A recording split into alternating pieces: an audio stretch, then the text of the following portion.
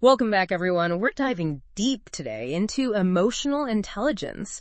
We're going to be looking at excerpts from Daniel Goleman's really phenomenal book, Emotional Intelligence. Oh, such a classic. A classic. And we really want to understand, what exactly is emotional intelligence?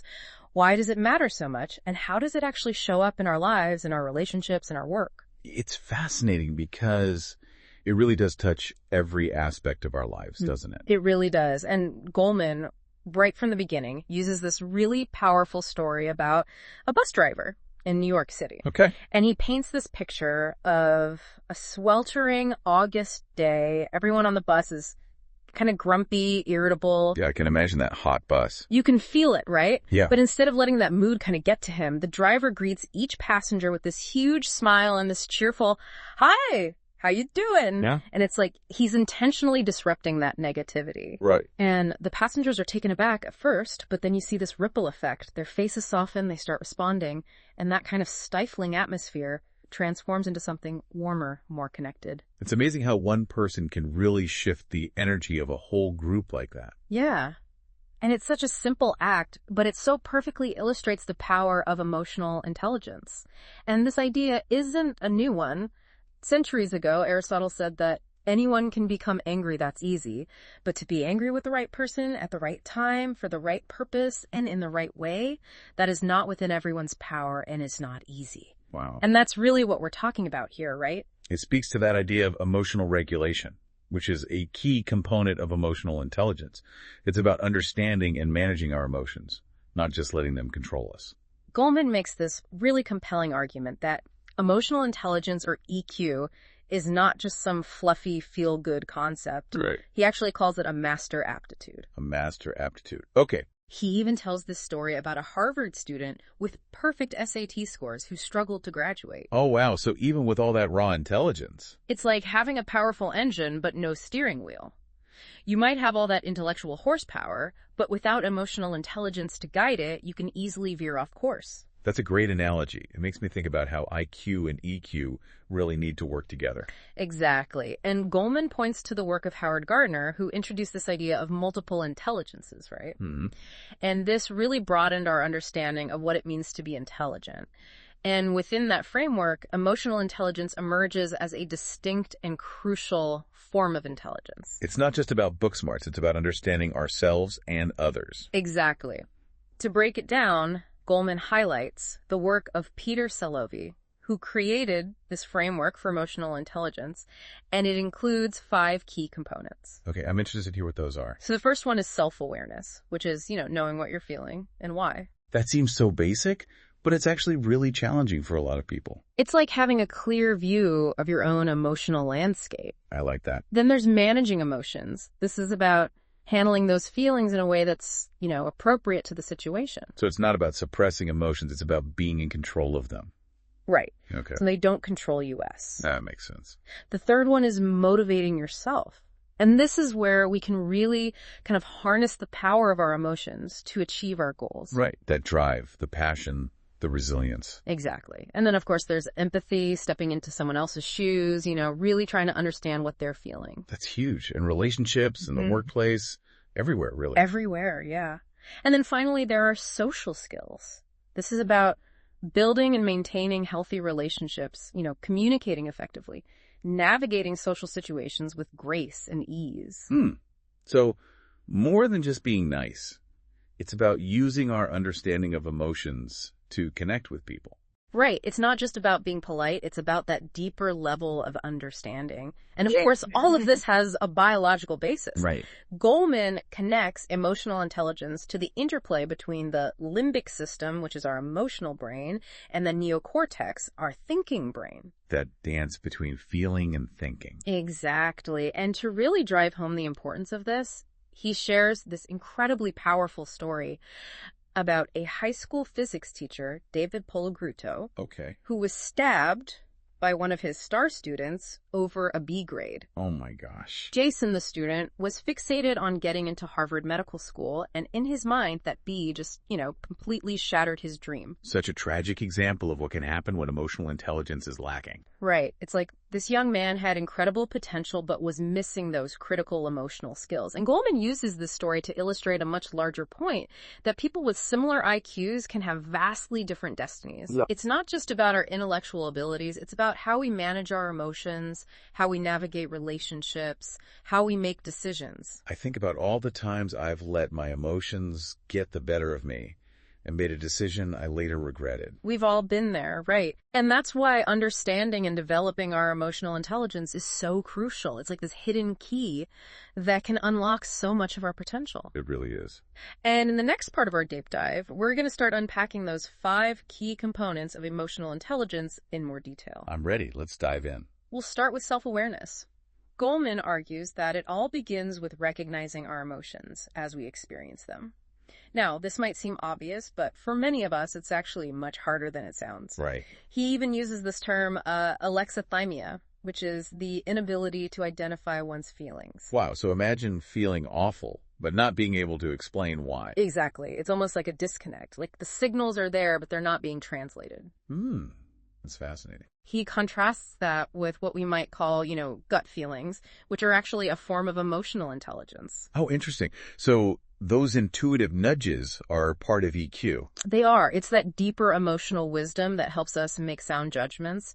He tells this story about a man named Elliot who had surgery to remove a brain tumor. Okay. And his intellect remained intact, but he lost the ability to make good decisions. Wow, how is that possible? Turns out his gut feeling was gone. He could analyze situations logically, but he couldn't access that deeper emotional wisdom. Wow, so it's not just about thinking, it's about feeling, too. We need both to really function effectively. Right. And that brings us to the next component of emotional intelligence, managing emotions. And let's start with 2 big ones, anger and anxiety. Goldman uses this phrase, rage rush, to describe how anger can just take over. Okay. He tells the story of Richard Robles, who killed 2 women in a fit of rage. Oh, wow. Later, he said, I don't even know what came over me. It's like the limbic system completely overrides the rational mind. Like a hijacking of the brain. Right. Goldman draws on the work of psychologist Dolph Zillman, who studied anger extensively. And he found that anger often stems from a feeling of being endangered. Right, physically or emotional. Exactly. But he also discovered this interesting phenomenon called residual arousal. Residual arousal, okay. So imagine you have a frustrating encounter in the morning. Maybe you think you've dealt with it, but that anger can actually build up over time. Like a simmering pot. And then later on, even a minor annoyance can trigger a much bigger outburst. Oh, I've definitely experienced that. It's like carrying around a bucket of anger, and each new irritation adds another drop until it overflows. That's a great visual. So how do we manage this? Well, Goldman emphasizes self-awareness as a crucial first step. Makes sense. If you can recognize those early warning signs, you can maybe prevent the explosion. Exactly. Now let's shift gears to anxiety, that feeling of chronic worrying. Oh, I know that feeling all too well. Goldman highlights the work of Thomas Borkovic, who found that worrying can actually become a self-reinforcing habit. Right, even though it doesn't really solve anything. It's like our brains are tricked into thinking that by worrying, we're somehow preparing for potential threats. But instead of finding solutions, we just get stuck in a loop of negative thoughts. Exactly. So what do we do about it? Well, telling someone with chronic anxiety to just stop worrying is kind of like telling someone with a broken leg to just walk it off, right? Right, not helpful at all. So instead of just telling ourselves to stop, Borkovic suggests a more proactive approach. I'm listening. First, become a worry detective. Yeah. What triggers your worry? When does it tend to happen? How does it feel in your body? Okay, so get curious about it rather than trying to push it away. Exactly. Yeah. And then explore relaxation techniques. Deep breathing, meditation, things like that. Things like that, yeah. Anything that helps calm your nervous system. Yeah. And finally, challenge those negative thoughts. Instead of assuming the worst, ask yourself, what's the most likely outcome here? What evidence do I have to support this worry? So it's about taking a more rational, balanced approach. And for people with severe anxiety, medication might be necessary, but even then, therapy is crucial to address the underlying causes and develop coping skills. Makes sense. So we've talked about anger, anxiety. What other emotions does Goldman cover in this section? Well, he also dives into sadness and depression. And he makes a clear distinction between bereavement, which is, a natural response to loss, and full-blown depression. Okay, so one is healthy, the other is not. Right. He even quotes William Styron's description of depression, which really captures that sense of utter despair and hopelessness. It's not just feeling sad, it's like this all-consuming darkness. Exactly. So how do we manage that? Yeah, what can we do? Goleman suggests that distractions can actually be helpful, especially those that actively shift our mood, like watching a funny movie, listening to upbeat music. Things that bring us joy. Yeah. But he cautions against certain distractions, like excessive TV watching, which can make depression worse. So it's about finding activities that engage us, make us feel more connected to life. He brings up another really interesting concept called emotional repression, the idea that denying our feelings can actually be detrimental. Oh, that's interesting. So trying to suppress our emotions backfires. He highlights Ed Diner's work, who found that people who try to suppress their emotions often experience them even more intensely later on. Okay. He even tells this story about a woman who was distraught for days over a lost pen. And another time she drove 3 hours for a shoe sale because she got so excited about an ad. Maybe we can all relate to that second one a little bit. But Yeah. the point is, repressing emotions doesn't make them go away. It's like trying to hold a beach ball underwater. Eventually it's going to pop up, often with even more force. That's a great analogy. And there's actual research by Richard Davidson showing that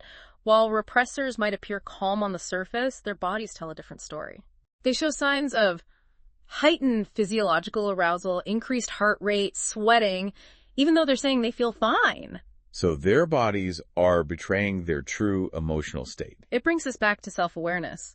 The more we understand our emotional landscape, the better equipped we are to manage those feelings in a healthy way. Right. It's about acknowledging them, understanding them, and finding constructive ways to express them. Exactly. So we've covered self-awareness, managing emotions, and now let's move on to how we use our emotions to achieve our goals. That's motivation, right? Motivation. And Goleman starts by exploring this idea of delaying gratification. Okay. You might be familiar with this from the famous marshmallow challenge. Oh, right. The experiment where they put a marshmallow in front of a child and tell them they can have 2 if they wait. Exactly. And that experiment wasn't just about marshmallows. It was about understanding the ability to resist temptation, which is crucial for success in life. It's fascinating that something as simple as a marshmallow could reveal so much about a child's future. And the findings were incredible. The kids who were able to delay gratification, even for those agonizing 15-20 minutes, they ended up having better outcomes later in life. In what ways? They had higher SAT scores, they were more socially adept, and they were better at handling stress. Wow. So self-control early on really does pay off in the long run. It really does.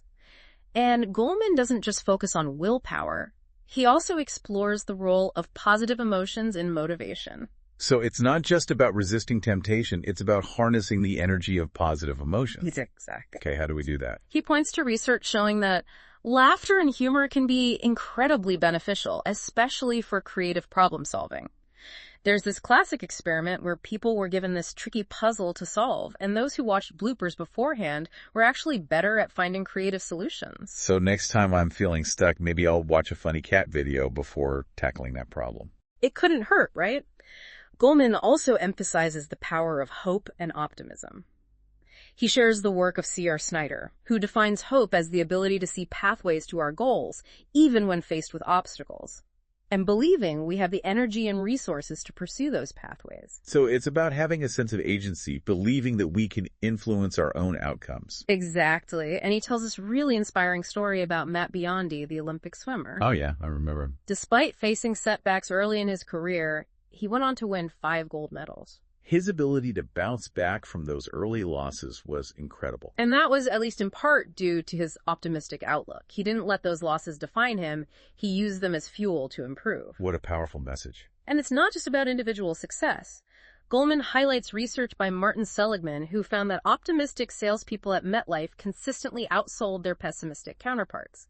Interesting. And Seligman argues that optimism allows us to reframe setbacks as temporary and external. We see them as challenges to overcome, not proof of our inadequacy. That's a huge shift in perspective. It's about that growth mindset, believing that we can learn and improve. And that's something we can all cultivate, right? We can.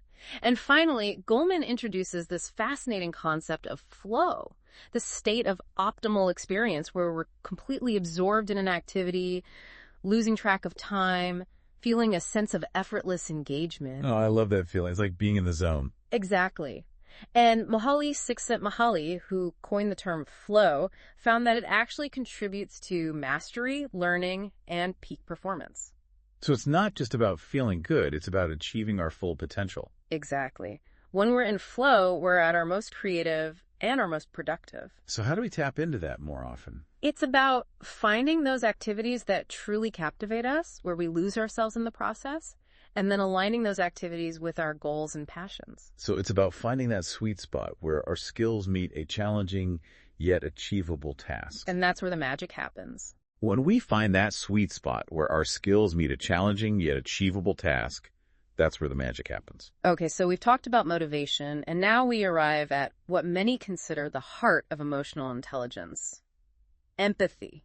The ability to step into someone else's shoes, to really understand what they're feeling. Goleman starts with these adorable anecdotes about infants and toddlers displaying empathy, like a baby crying when they see another baby fall, or a toddler offering their teddy bear to a crying friend. It's like they instinctively understand, even without words, that someone else is hurting. Yeah, it suggests that empathy might be part of our biological wiring, a natural human capacity that unfolds as we develop. But it's not just about innate tendencies. Goleman talks about how empathy evolves through childhood, highlighting the role of parental discipline in social learning. He shares research showing that children are more empathetic when their parents discipline them in a way that emphasizes the impact of their actions on others. So instead of just saying, "that was naughty," parents would say something like, "look how sad you made her feel." Exactly. This helps children connect their actions to the feelings of others, fostering a sense of responsibility and empathy. It's about helping them develop that emotional awareness. Right. And Goleman goes on to discuss the importance of attunement in early childhood, drawing on the work of Daniel Stern. Attunement is about that deep connection between parent and child, that sense of being seen and understood. Stern found that when mothers deliberately misattuned to their infants, even for a short period, the infants became visibly distressed. It's as though they were craving that emotional connection, that sense of shared experience. It highlights just how fundamental that emotional bond is and how it lays the groundwork for healthy emotional development. And all of this has a biological basis. Goleman connects empathy to specific brain structures, particularly the amygdala-cortical pathway. He shares research by Leslie Brothers, who studied monkeys, whose connections between the amygdala and the cortex had been severed. So their emotional brains were essentially disconnected from their thinking brains. Right. And the result was tragic. These monkeys lost their ability to respond emotionally to other monkeys. They would run away from friendly approaches and eventually became isolated from their troop. It's a stark reminder of how important that connection between our emotional and thinking brains is for empathy and social connection. But even with intact brain structures, empathy isn't always easy. Goleman takes us to the work of Robert Levinson, who studied married couples trying to guess each other's feelings during arguments. So not exactly a calm and neutral setting. Right. And Levinson found that empathy was much harder when couples were overwhelmed by strong emotions. Their physiological responses were out of sync, and they struggled to accurately read each other's feelings. It highlights the importance of emotional regulation and empathy.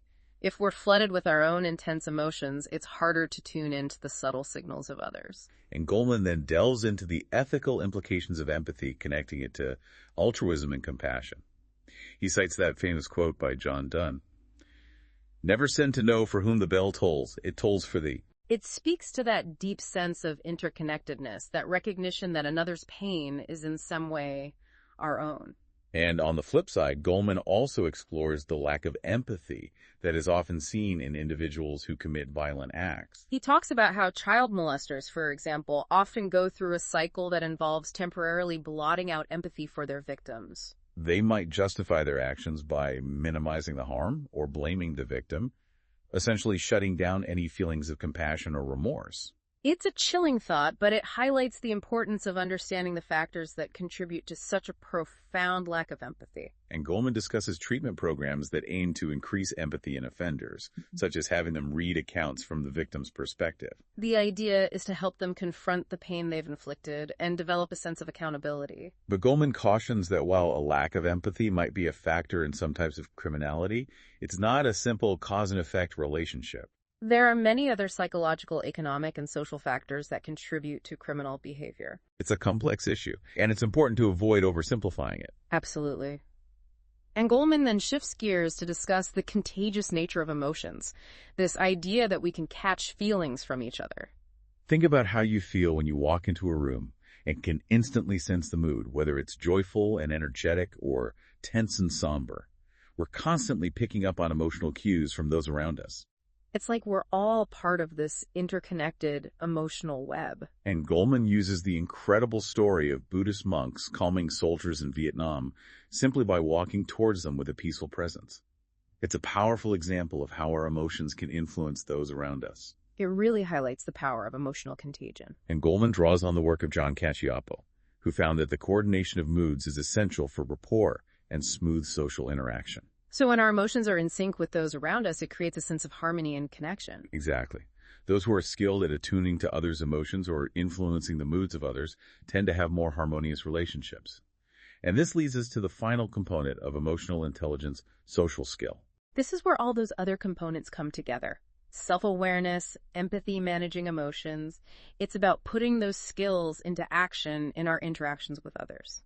Golan starts with a heartwarming anecdote about Roger's preschooler, who, when he sees his friend fall and start crying, rubs his own knee and says, "I hurt my knee too." Such a sweet gesture of empathy and connection. It illustrates that innate social intelligence, that some children seem to possess that ability to understand and respond to the emotions of others in a way that strengthens relationships. And Goldman points out that social skills build on other emotional intelligences. You need self-awareness to understand your own emotional reactions and empathy to understand the feelings of others. But he cautions that social skills without self-awareness can be problematic, leading to what he calls social chameleons, people who are so focused on being liked that they lose touch with their own authentic selves. They're so busy trying to please everyone that they end up feeling empty and unfulfilled. Yeah. And on the other end of the spectrum, Goldman explores the challenges faced by those who lack social skills, like Cecil, a young man who was so terrified of saying something uninteresting that he became socially paralyzed. It's heartbreaking to think about how social awkwardness can lead to isolation and loneliness. And Goldman highlights research showing that children who misread social cues often struggle academically as well. The classroom is a social environment, and those who can't navigate those social dynamics effectively often fall behind. It's like they're missing a crucial piece of the learning puzzle. And Goldman then takes us to one of the most agonizing social experiences for children trying to join a group at play and being rejected. It's that moment of standing on the outside, wanting to belong, but not knowing how to get in. And he contrasts the strategies of popular children, who tend to be more adept at reading social cues and adapting their behavior accordingly, with those of social outcasts, who often misinterpret signals and respond in ways that push others away. It highlights how crucial social intelligence is for navigating those delicate social interactions. And Goldman ends this section with the amazing story of Terry Dobson, a martial arts expert, who was on a train in Tokyo when a drunk and belligerent man started terrorizing the passengers. Okay, this sounds intense. It was. But instead of engaging in a physical confrontation, Dobson used his emotional intelligence to de-escalate the situation. How did he do that? Well, he noticed that the man was fixated on trying to rip a metal pole out of the floor of the train. So Dobson, in a calm and steady voice, simply asked, "Is that hard?"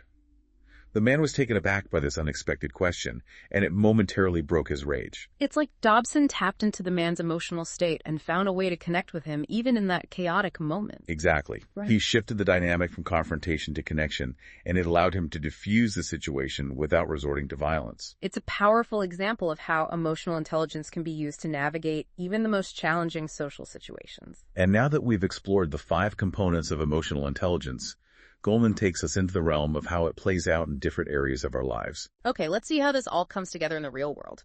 He starts with relationships, focusing on marriage and divorce. A topic that's certainly rife with emotion. Indeed, Goldman draws on the research of John Gottman, who studied couples for decades trying to understand what makes relationships succeed or fail. And what did he find? Well, Gottman identified these 4 communication patterns that he called the 4 horsemen of the apocalypse: criticism, contempt, defensiveness, and stonewalling. Okay, those sound pretty ominous. They are. Criticism is about attacking your partner's character, while contempt is about expressing disgust or disdain towards them. Defensiveness is about deflecting blame and avoiding responsibility, and stonewalling is about shutting down communication entirely. It sounds like a recipe for disaster. It often is. Gottman found that couples who consistently engaged in these negative communication patterns were much more likely to divorce. So emotional intelligence in relationships is about being aware of these destructive patterns and finding healthier ways to communicate. Goleman stresses the importance of handling conflict effectively, of expressing our needs and feelings in a way that doesn't escalate the situation. It's about finding that balance between assertiveness and empathy. And he also highlights the different ways men and women typically approach emotional encounters, which can sometimes lead to misunderstandings and conflict. Oh yes, the classic Mars versus Venus dynamic. Exactly. Women on average are more comfortable expressing and exploring emotions, while men often withdraw or become defensive when faced with emotional intensity. So it's important to recognize that our partners might express their emotions differently than we do, and that doesn't mean they care any less. And Goldman suggests that understanding these gender differences can be helpful in bridging that communication gap. So emotional intelligence in relationships is about communication, empathy, and understanding. And it's also about self-awareness. The more we understand our own emotional triggers and patterns, the better equipped we are to manage our reactions and create healthier relationships. After relationships, Goleman shifts his focus to the workplace. He explores how emotional intelligence impacts leadership, teamwork, and organizational success. So it's not just about being a brilliant strategist or a technical whiz. No. Goleman argues that emotional intelligence is crucial for creating a positive and productive work environment. He highlights how destructive criticism and anger can be in the workplace, sharing examples of managers who berate their employees, creating a culture of fear and resentment. It's like they're creating their own emotional toxicity. And Goleman points out that this kind of behavior often backfires. Employees who are constantly criticized become defensive, withdrawn, and less motivated. It's a lose-lose situation. Exactly. Goleman suggests that effective leaders are those who can inspire, motivate, and connect with their employees on an emotional level. They create a sense of shared purpose, recognize and appreciate the contributions of others, and provide constructive feedback that helps people grow. They lead with empathy and understanding. And Goleman then dives into the issue of diversity and prejudice in the workplace, sharing the example of the Denny's lawsuit, where the restaurant chain was accused of widespread discrimination against Black customers. A stark reminder of how unconscious bias and prejudice can permeate an organization. Goleman argues that traditional diversity training often fails to address these deeply ingrained biases. It's not enough to simply tell people not to be prejudiced. It's about creating a culture of inclusivity where everyone feels valued and respected regardless of their race, gender, or background. And Goleman stresses the importance of what he calls group IQ, this idea that the emotional intelligence of a group can determine its success. So it's not just about individual brilliance, it's about how well people work together. He uses an analogy to explain it. A team can have a bunch of brilliant individuals, but if they can't work together effectively, their group IQ will suffer. Emotional intelligence is the glue that holds a high-performing team together. It makes sense that a team that communicates well, understands each other's strengths and weaknesses, and can navigate conflict effectively will be more successful than a team that's full of brilliant but emotionally disconnected individuals. Exactly. And Goleman shares research by Robert Kelly and Janet Kaplan, who studied star performers at Bell Labs. What did they find?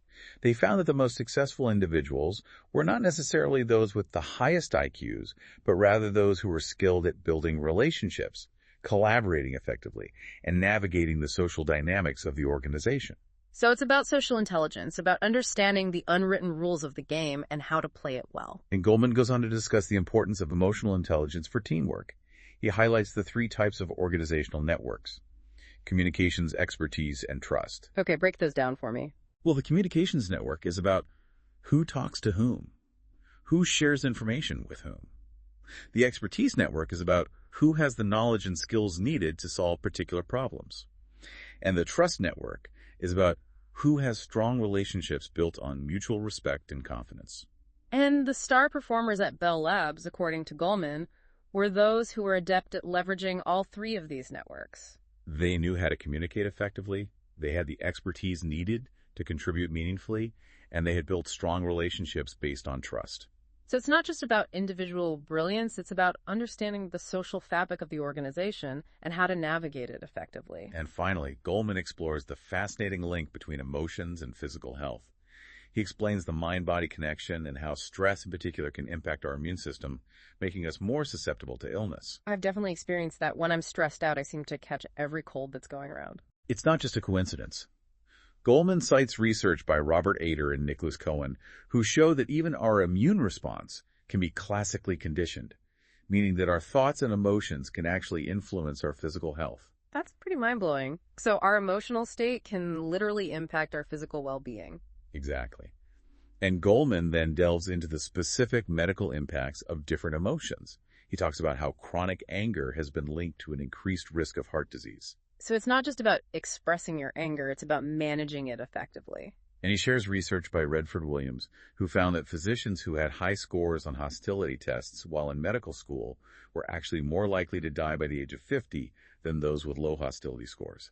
It's a stark reminder of how powerful our emotions can be. Goldman then moves on to anxiety, which he says can exacerbate a wide range of medical problems. He talks about how anxiety triggers the stress response flooding our bodies with hormones like cortisol and adrenaline, which over time can weaken our immune system and make us more vulnerable to illness. It's like our bodies are constantly in fight or flight mode, even when there's no real danger. And Goldman also discusses depression, which, while it might not make us more susceptible to illness, can hinder recovery and increase the risk of death, especially for those with severe medical conditions. So it's about addressing not just the physical symptoms of illness, but the emotional ones as well. And then Goldman shifts gears to highlight the medical benefits of positive emotions. So it's not just about minimizing negative emotions, it's about cultivating positive ones. Exactly. He shares research showing that optimism has been linked to faster recovery times and fewer complications after surgery.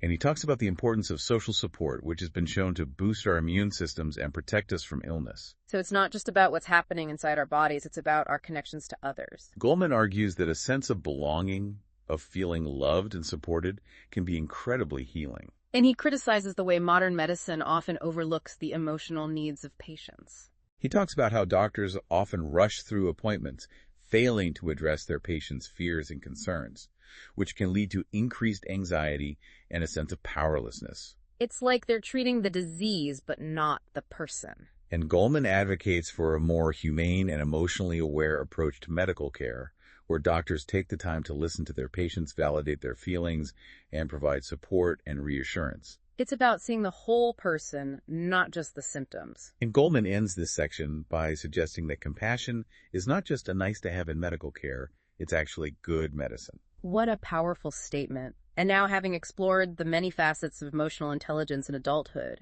Goldman takes us back to childhood, to those crucial windows of opportunity where these skills are first developed. He begins with the family crucible, the idea that our early family experiences play a profound role in shaping our emotional intelligence. So it's about more than just genetics, it's about the environment we're raised in. Goldman uses the anecdote of parents trying to teach their young daughter how to play a video game, and their overeager attempts to help end up creating chaos and frustration. It's a reminder that even with the best intentions, parents can sometimes inadvertently undermine their children's emotional development. And Goldman stresses that parents are not just providers of food and shelter, they're emotional teachers, whether they realize it or not. Our children are constantly watching us, learning from our reactions, our interactions, and our ways of handling emotions. Goldman draws on research showing that emotionally intelligent parents tend to raise more emotionally intelligent children. They create a home environment where feelings are acknowledged, validated, and discussed openly. It's about creating a safe space for children to explore their emotional world.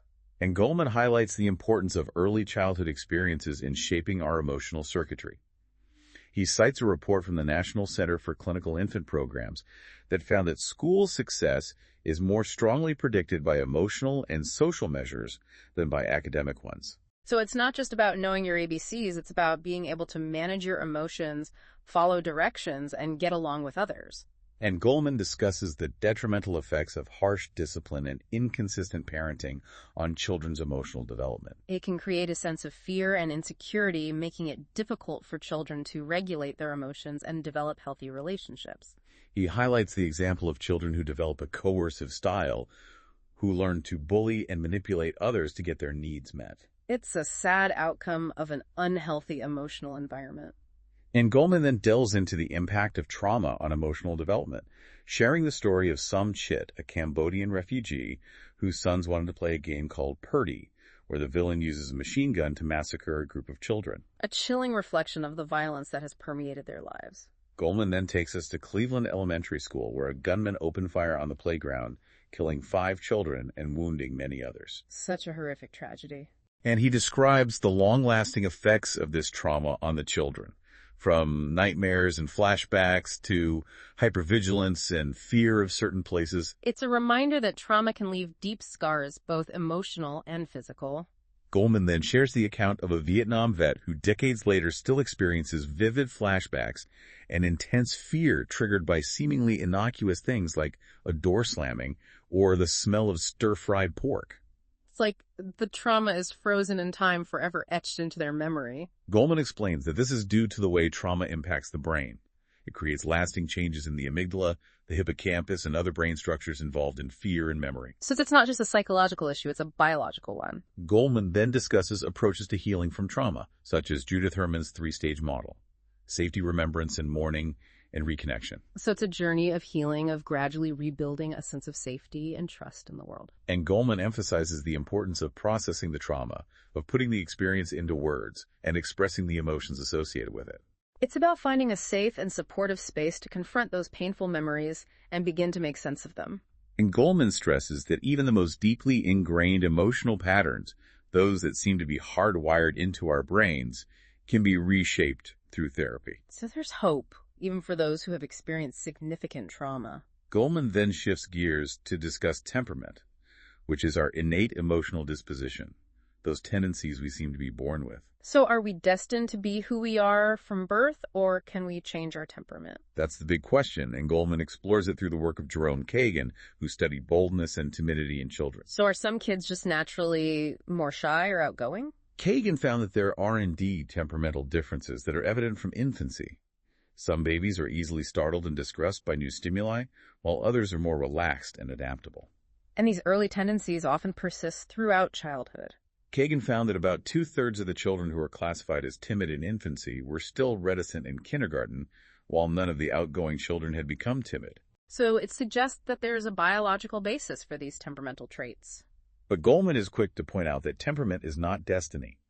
He shares research showing that even innately shy children can become more confident with the right kind of support and guidance. So it's about nurturing those qualities we want to see flourish. Goldman highlights the role of parenting in shaping temperament, finding that mothers who encourage their timid children to face their fears and learn to cope with challenging situations had children who became braver over time. So it's not about shielding our children from everything that might upset them. It's about helping them develop the skills to navigate those challenges effectively. And Goldman then delves into the work of Richard Davidson, who studied brain activity and emotional style. Davidson found that people with greater activity in the left frontal lobe, which is associated with positive emotions, tended to be more cheerful, sociable, and resilient. So there's a biological basis for optimism. It seems so. Yeah. And those with more activity in the right frontal lobe, which is linked to negative emotions, tended to be more prone to anxiety, sadness, and pessimism. So it suggests that our emotional tendencies might be reflected in our brain wiring. And Goldman emphasizes that while temperament might be influenced by genetics, it's not fixed.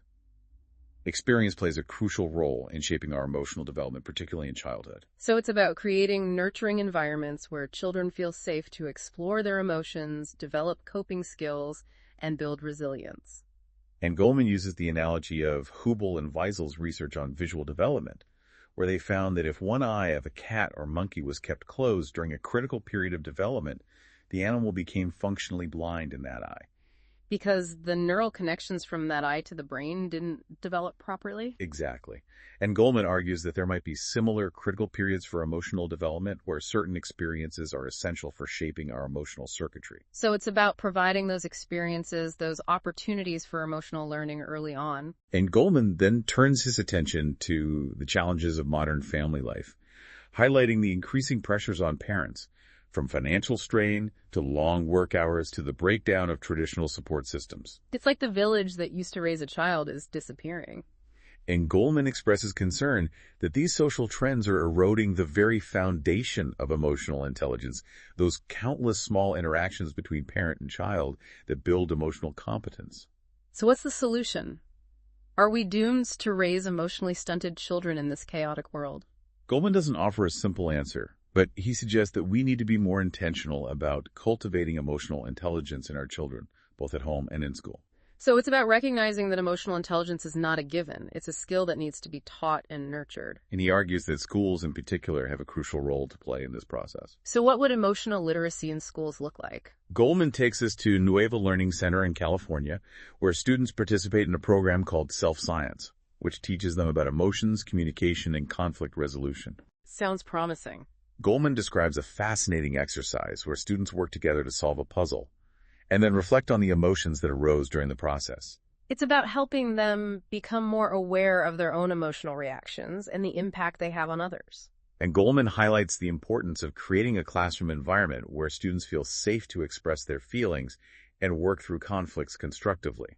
It's about shifting from a culture of competition to a culture of collaboration. And Goldman then shares examples of other effective programs like the Resolving Conflict Creatively program, which teaches students how to handle disagreements peacefully, and the Path HHS curriculum, which focuses on developing social and emotional skills. So it's about giving students the tools they need to navigate the complexities of human relationships. And Goldman emphasizes the importance of integrating emotional literacy into the entire school culture, not just teaching it as a separate subject. It's about creating a caring community where students feel respected, connected, and supported. And Goldman suggests that emotional literacy is not just about preventing problems like violence and bullying. It's about fostering the skills and qualities that are essential for success in life. So it's about preparing children for the real world with all its joys and challenges. And Goldman shares the inspiring story of Lamont, a former student of his who was shot 9 times, but thanks to his emotional intelligence, was able to cope with the trauma and eventually forgive his attacker. It's a powerful testament to the transformative power of emotional intelligence. And Goldman then cites research showing that emotional literacy programs have led to improved academic performance, reduced aggression, and increased social competence in children. So there's real evidence that this stuff works. And Goldman ends this section with a call to action, urging educators, parents, and policymakers to make emotional literacy a priority. It's about recognizing that emotional intelligence is not a luxury. It's a necessity for creating a healthier, more compassionate, and more successful society. And now, having taken this deep dive into the world of emotional intelligence, Goldman offers some final reflections on the nature of emotions, their evolutionary roots, and their role in human experience. Okay, let's zoom out and look at the bigger picture. Goldman reminds us that emotions are not just about feeling good or bad. They serve important evolutionary purposes.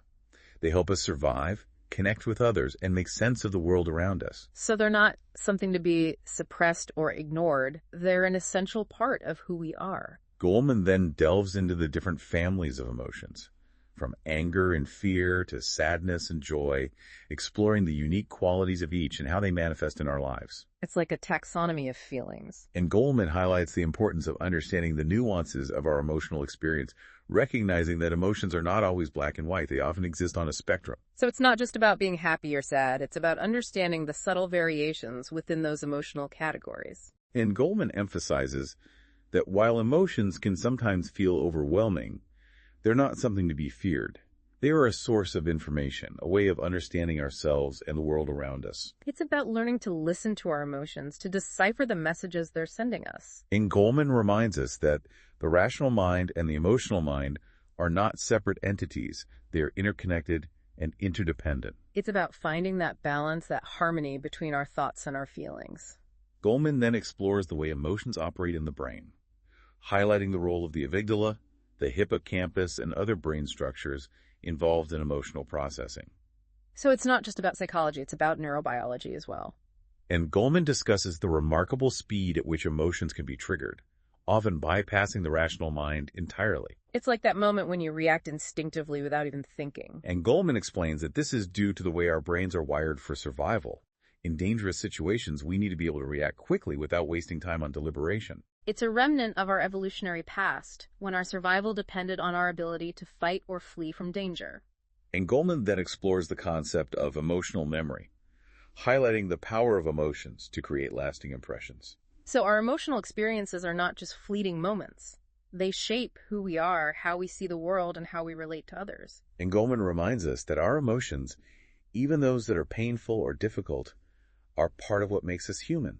They connect us to each other, to our past, and to the richness of human experience. It's about embracing the full spectrum of our emotions, both the light and the shadow. And Goleman ends by stressing that emotional intelligence is not just about understanding emotions. It's about using that understanding to create a better world for ourselves and for others. It's about recognizing that our emotions are not just personal. They have a ripple effect impacting those around us and shaping the social fabric of our communities. And Goleman challenges us to use our emotional intelligence to foster empathy, compassion, and understanding in a world that often feels divided and disconnected. It's a call to action, a reminder that we all have a role to play in creating a more emotionally intelligent world. And with that, we come to the end of our deep dive into Daniel Goleman's emotional intelligence. It's been a fascinating journey exploring the many facets of this crucial human capacity and its impact on our lives, our relationships, our work, and our world. It's a topic that's both timely and timeless, offering insights and strategies that are more relevant than ever in today's complex and challenging world. It's a call to cultivate those emotional skills that allow us to connect, communicate, and collaborate more effectively, to build stronger relationships, and to create a more compassionate and just society. And Goleman ends the book with a poignant question challenging us to consider what we've learned and how we can apply it to our own lives. He asks, what is one small step you can take today to improve your own emotional intelligence? It's a simple question, but it has profound implications. It invites us to reflect on our own emotional strengths and weaknesses, to identify those areas where we can grow, and to commit to taking concrete action. It's a reminder that emotional intelligence is not a fixed trait. It's a lifelong journey of learning and growth. And Goleman encourages us to continue exploring the world of emotional intelligence, to seek out resources, and to practice these skills in our daily lives. Because the more we understand and cultivate our emotional intelligence, the better equipped we'll be to navigate the complexities of human experience and create a world that is more compassionate, more connected, and more fulfilling for all. It's a journey worth taking. Absolutely. And as we wrap up this deep dive, I'm curious what stood out to you the most? What insights resonated with you? What are you taking away from this exploration of emotional intelligence? I'm always struck by the power of stories to illustrate these concepts. Goleman does such a brilliant job of weaving together research anecdotes and real-world examples to bring these ideas to life. Me too. And I think it underscores the point that emotional intelligence is not just an abstract concept. It's something we can see and feel in the everyday moments of our lives. It's in the way we handle conflict, how we respond to setbacks, how we connect with others, and how we care for ourselves. And the more we become aware of those moments, the more we can consciously choose to act with greater emotional intelligence. And that choice, I believe, has the power to transform not just our own lives, but the world around us. Beautifully said. And on that note, we'll leave you with this. What is one small act of emotional intelligence you can bring to your interactions today? Perhaps it's listening with a bit more empathy, speaking with a bit more kindness, or simply taking a moment to pause and check in with your own feelings. The possibilities are endless, and the impact can be profound. Until next time, keep diving deep. Okay. So as we wrap up our deep dive into emotional intelligence, I'm curious what really stood out to you. Was there anything that surprised you or something you found yourself nodding along to? You know, one thing that always gets me about Goleman's book is just how much research he brings in. Right. It's psychology, neurobiology, sociology, even history and philosophy. He kind of creates this amazing tapestry of understanding. He really does. He doesn't just tell us what emotional intelligence is. He shows us how it shows up in our everyday lives. Exactly. And he does it in a way that's so engaging. I mean, those stories he tells, they make these concepts come alive. The stories really stick with you, don't they? They do. And for me, that's what makes this book so powerful. It's not just a textbook. It's an invitation. To what? To actually cultivate emotional intelligence in ourselves. And in others. And the best part is he gives us practical tools to do it, like those techniques for managing anger and anxiety, or how to create a safe space for kids to learn about their emotions. And it's not just about personal growth, right? It's not. It's about creating a world where these skills are valued. Imagine workplaces where empathy is the norm. Schools that teach emotional literacy. Wouldn't that be amazing? That's a world I want to live in. And Goleman reminds us that it starts with us, with each of us taking responsibility for our own emotional intelligence.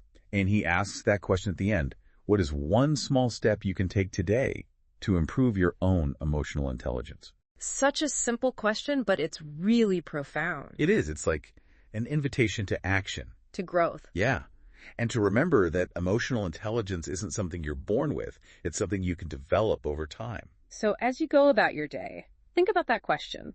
What's one small step you can take to be a little bit more emotionally intelligent? Maybe it's being more present when someone's talking to you, really listening, or taking a deep breath before responding when you feel yourself getting upset. Or just noticing your emotions without judgment. The possibilities are endless. And remember, those small steps,